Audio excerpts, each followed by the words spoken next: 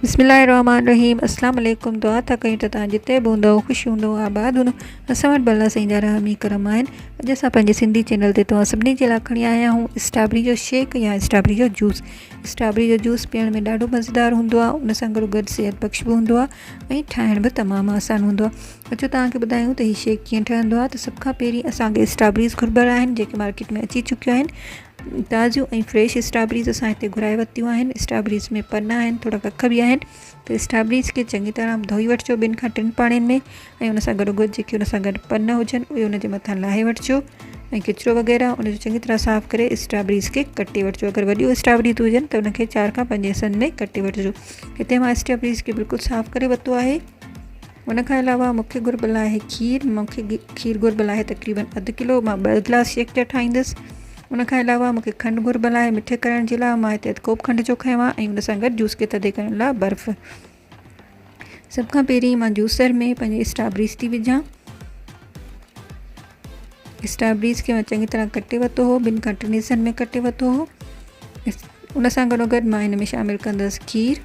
तक़रीबन 2 गिलास खीर हिते मां शामिलु पई कयां।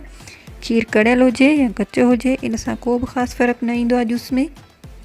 जूस विझण खां पोइ मां हिन में शामिलु कंदसि खंडु जेका आहे सो मां पंहिंजे ज़रूरत जे मुताबिक़ या टेस्ट जे मुताबिक़ शामिलु करे रही आहियां। तक़रीबन 2 चमचा खंड जा। तव्हां पंहिंजी टेस्ट जे मुताबिक़ खंडु शामिलु करे सघो था। खंडु शामिलु करण खां पोइ मां हिन में विझी छॾींदसि जूस खे थधे करण लाइ आइस क्यूब्स।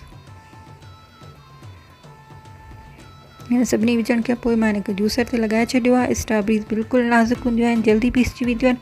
5 खां 10 मिंटनि जे अंदरि ही चङी तरह शेक थी वेंदियूं ऐं चङी तरह पीसजी वेंदियूं। हिनखे चङी तरह शेक करण खां पोइ मां हिनखे गिलास में सर्व थी कयां। हीउ जूस ॾाढो सिहत बख़्श बि हूंदो आहे, मज़ेदार बि हूंदो आहे ऐं अक्सर ॿारनि खे बि वणंदो आहे। ऐं हिन जूस मां तव्हां ॿारनि खे कुल्फ़ियूं वग़ैरह बि ॼमाए ॾेई सघो था। जूस खे मां गिलासनि में सर्व पई कयां। उम्मीद थी कयां त अॼु हिते सिहत बख़्श रेसिपी तव्हांखे वणी हूंदी। स्पेशल रमज़ान में जूस ठाहियो, तव्हांजे ॿारनि खे नंढनि वॾनि खे ज़रूरु पसंदि ईंदो ऐं ठाहिण बि ॾाढो आसान आहे। उम्मीद थी कयां त अॼु जी रेसिपी तव्हांखे वणी हूंदी। असांजे चैनल खे लाइक कयो, सब्सक्राइब कयो ऐं वधि खां वधि शेयर कयो। इंशाअल्लाह जल्द मिलंदासीं। सिन सलामत, साथ सलामत। अस्सलाम वालेकुम। अल्लाह हाफ़िज़।